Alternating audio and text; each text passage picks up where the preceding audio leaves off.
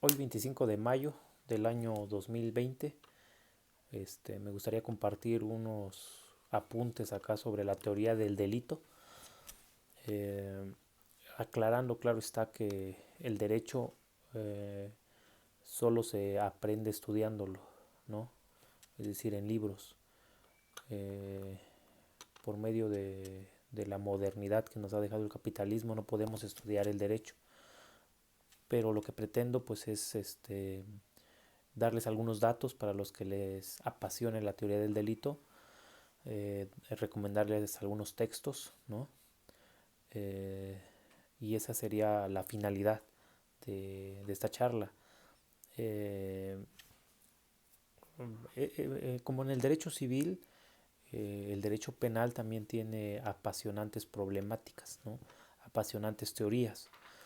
Eh, y hay unos textos para iniciar el estudio de la teoría del delito que me gustaría acá recomendar. El primero es del maestro Francisco Pavón Vasconcelos, Derecho Penal Mexicano, ¿sale? Recordando que el maestro Francisco Pavón Vasconcelos fue ministro de la Suprema Corte de Justicia de la Nación. Entonces desde ahí ya está señalado todo. Eh, un maestro actualmente que da clases en la UNAM, el maestro Raúl Carrancá. Sus obras también son de demasiada importancia para ubicar la teoría del delito. Eh, un libro muy práctico para ubicar la teoría del delito sería del de Octavio Arellano, Arellana Guiarco, Octavio Arellana Guiarco, Teoría del Delito, donde analiza el sistema causalista, finalista y el funcionalista, ¿sale? Un libro que también está fenomenal es el del maestro Santiago Ávila Negrón. Se llama Cuerpo del Delito y lo editó o Cárdenas Editor, ¿sale? Y una obra, una vez que ya tenga uno esto estudiado, ya le podemos entender a la teoría general del delito del maestro doctor Carlos Daza Gómez, ¿vale? Que el maestro doctor Carlos Daza Gómez es un penalista muy práctico y es un penalista que podemos ahí ubicar algunos videos que realizó en estos días de la peste del COVID en Facebook, y ahí establece él sus opiniones y sus datos sobre la teoría del delito. Eh, el punto rápido que me gustaría abundar es esta apasionante problemática en el sentido de que la teoría causalista ubica al dolo y la culpa en en la culpabilidad, ¿no? Es decir, el dolo y la culpa lo ubica en la culpabilidad, y la teoría finalista lo ubica en la acción. Entonces eso es algo que se degusta mucho estudiarlo y ubicarlo en estos textos, en estos pocos textos que les recomiendo, de los pocos que yo conozco, pero que ahí podemos entender. El que les recomendaré yo en principio es el del maestro Octavio Arellana Villarco, ¿vale? De ahí podemos partir el estudio de la teoría del delito. Y para los que ahí se dedican a la cuestión de los juicios orales, muchos preguntan, he visto ahí algunas cuestiones que si en los juicios orales se ocupa la teoría del delito. Y nada más que mi respuesta sería que es el corazón, ¿no? Es el corazón de los juicios orales, conocer la teoría del delito. Y apenas vi por ahí una solicitud de un ministerio público que está pidiendo al juez de control la audiencia inicial, es decir, para la vinculación a proceso. Y me dio mucha risa porque el delito que está tratando de justificar en la audiencia de vinculación el Ministerio Público es un delito contra la salud, y por ahí pone el Ministerio Público el que es dolosa en términos de tal artículo del Código Penal Federal. Pero a mí me dio mucha risa porque el Ministerio Público, pues a lo mejor, como usan sus formatos, entonces a lo mejor no entiende que los delitos contra la salud solo pueden ser dolosos. Fíjense, por ahí una tesis de la Suprema Corte del Poder Judicial de la Federación. Dice, salud, delitos contra son dolosos, no pueden realizarse bajo acción u omisión de un error vencible. Es decir, los delitos contra la salud por esencia son dolosos, pues no. Pero pues el Ministerio Público a lo mejor para sentirse muy sabedor ahí de la teoría del delito le pone ahí que es ese delito que le está imputando, pues es un delito doloso. Por eso es muy importante el estudio de la teoría del delito. Entonces, rápidamente acá en algunos apuntes que he sacado de estas obras que les recomiendo. Por ejemplo, en la acción causalista dice la acción es la causa del resultado, ¿no? La acción causalista. Eh, un ejemplo que pone ahí el maestro Carlos Daza es en el sentido de señalar que dos, dos chavos están ahí tomando en X lugar una copa y llega otro personaje, que ese personaje es el que va a realizar la acción antijurídica, eh, porque manosea a la chica. Entonces, pero este personaje que va y manosea a esta chica, él ya lleva días ahí alcohólico. Entonces, el punto que señala ahí el maestro Carlos Daza es que al tocarle ahí a la chica, a esta persona, su acompañante lo que hace es no pelear, sino únicamente empujar al agresor, digamos, ¿no? Sin ningún otro fin, ¿sale? Es decir, la teoría finalista, sin ningún fin, pues. Pero esa persona al caer, el agresor que ha tocado a la chica, por el alcohol que ha ingerido de varios días, se broncoaspira, dice el maestro Carlos Daza. Entonces, para la teoría finalista, la acción que realiza este sujeto es el resultado. Entonces, él tendría ahí la cuestión de que se acreditaría la teoría del delito en su contra y se le acreditaría ahí su actuar antijurídico. Es una acción culpable, antijurídica, es imputable, ¿no? Y por lo tanto merece una penalidad. Para la teoría finalista es contrario. Pero por eso es tan emocionante el estudio acá de la teoría del delito, ¿no? Y entonces, por ahí esa es la primera cuestión, ¿no? La causalista, la acción es causa del resultado. Por ahí hay una crítica que se le hace a la acción, a la teoría causalista en cuanto a que la omisión, en el olvido, no se encuentra el factor psicológico de la voluntad. Y ahí van los causalistas, ¿no? En el sentido de que Meijer dice, lo fundamentan en que lo que hace que la omisión sea omisión es que la acción esperada por el autor ha omitido realizar. Y ahí como que empiezan los debates apasionados, ¿no? Del derecho penal. Dice que Begin agregó a la teoría del delito el concepto de tipicidad en 1906, ¿no? La tipicidad es una cuestión de legalidad que está en el artículo 14 constitucional. El tipo, dice, es la descripción de la conducta delictiva. No hay pena sin ley, ¿no? Por eso les decía yo, es la base de la teoría del delito para los juicios orales, ¿no? Ese es el tipo. Luego la tipicidad es el exacto encuadramiento de una conducta al tipo. No hay delito sin tipicidad. Por lo tanto, el juicio oral no se podría llevar si no hay algún delito que investigar, pues, ¿no? La antijuricidad es una conducta contraria a la norma, función valorativa, la culpabilidad, conducta atribuida al sujeto, es decir, la reprochabilidad, ¿no? El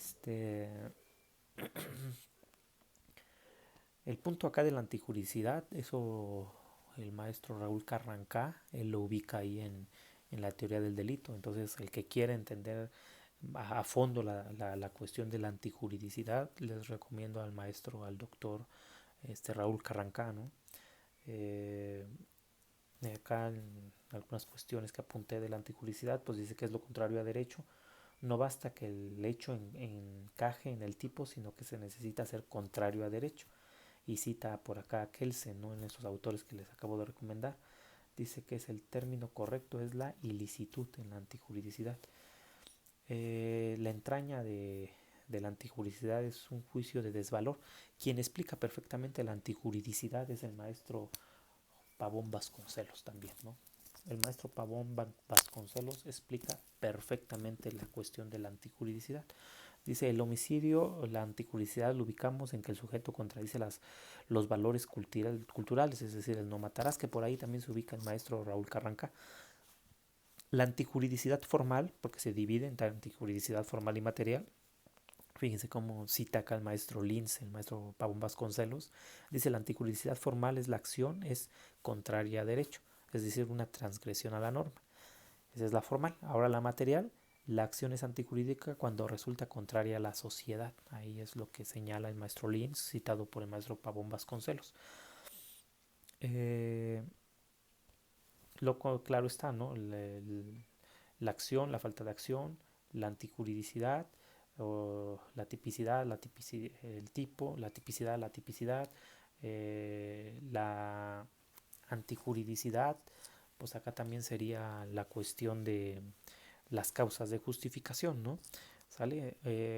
Es decir, el aspecto negativo del delito. Si encontramos una causa de justificación, pues el delito ya no encuadraría y por lo tanto ya no tendríamos ahí la cuestión de un responsable de esa conducta que a lo mejor fue típica, ¿no? Y en las causas de justificación o causas de licitud, ¿sale?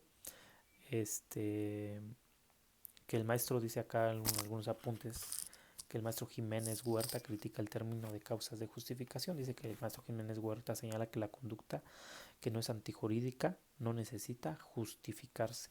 La imputabilidad, pues ahí quiere decir esta cuestión que dice es un límite físico, es una edad mínima que el sujeto alcanza el desarrollo psíquico para poder considerársele imputable. Un límite físico, un límite psíquico, la capacidad de entender y querer en el derecho, ¿no? Y lo contra el aspecto negativo pues sería la inimputabilidad. El sujeto ejecuta una conducta típica antijurídica, pero no tiene el límite físico o el límite psíquico, el trastorno mental, el desarrollo intelectual retardado, ¿no? O un menor de edad. Y acá la teoría causalista, pues acá en la culpabilidad, acá va a ubicar la teoría causalista la cuestión de el dolo y la culpa, ¿no? Ellos ubican ahí en la culpabilidad el dolo y la culpa, que eso es apasionante estudiarlo, ¿no? Porque por acá dice el dolo es la más importante de las formas de culpabilidad. El conocimiento de la ilicitud es requisito del dolo. El conocimiento no es un conocimiento de un jurista, pues, ¿no? Sino es saber que es algo ilegal. Es decir, el sujeto no debe de tener un conocimiento jurídico. El sujeto que está realizando una conducta típica, pues, ¿no? Sino que lo que el sujeto debe de tener es que esa conducta que está realizando es ilícita, es ilegal, pues, ¿no? Hay un dato que da ahí el maestro López Betancourt en el sentido de que los delitos de estupro, violación o incesto no pueden cometerse culposamente por tratarse de delitos de tendencia. ¿Sale? Ahí entra la cuestión también de la culpa, ¿no? El dolo y la culpa. También es apasionante acá en los delitos del dolo eventual, ¿no? El dolo eventual, ¿no? Un ejemplito acá que podemos tener ahí en el maestro von Linz, dice el autor tiene como posible, en el dolo eventual, tiene como posible bajo la condición de que el autor no haya evitado la producción del resultado. Puede ocurrir el resultado, puede ser posible, se actúa, se quiere tratar de impedirlo, se acepta el resultado en el dolo eventual. Dices cuando en la representación del autor se da como posible un determinado resultado, a pesar de lo cual no renuncia a la ejecución de una conducta. Un ejemplo claro pues es el homicidio simple de un transeúnte con motivo de los disparos realizados por el ladrón contra los policías al huir. Mata al transeúnte, previó el resultado y lo aceptó. Ahí está el punto de un ejemplo del dolo eventual que es maravilloso y es apasionante su estudio, ¿no? El aspecto negativo de la culpabilidad pues es la inculpabilidad, ¿no?